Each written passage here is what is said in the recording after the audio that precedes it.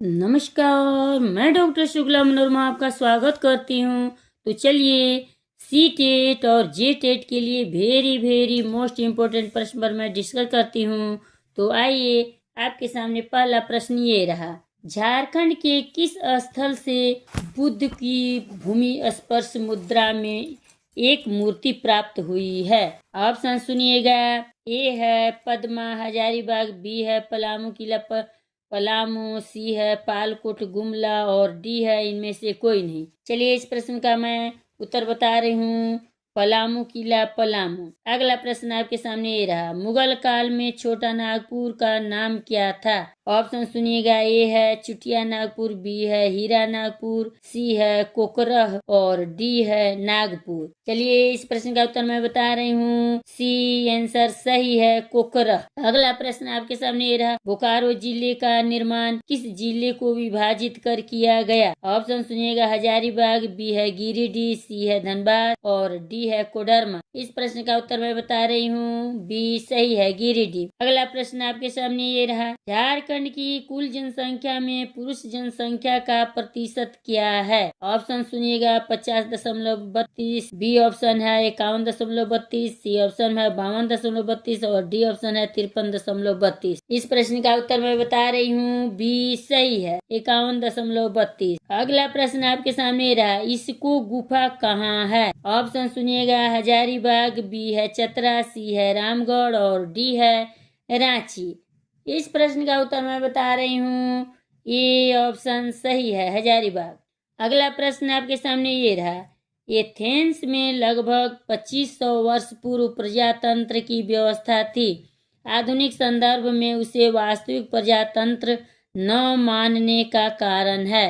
Option सुनिएगा। ये है सभी महत्वपूर्ण निर्णय एक सभा द्वारा लिए जाते हैं, बी है महिलाओं को नागरिकों के समान अधिकार प्राप्त नहीं थे, सी ऑप्शन है गोष्ठियों में सभी नागरिक समान रूप से भाग लेते थे और डी ऑप्शन में है महत्वपूर्ण पदों पर नियुक्तियां सर्वसम्मति से की जाती है। चलिए बताइए, आप लोग कमेंट कीजिए। इस प्रश्न का उत्तर मैं बता रही हूँ। बी सही है, महिलाओं को नागरिकों के समान अधिकार प्राप्त नहीं थे। अगला प्रश्न आपके सामने ये रहा।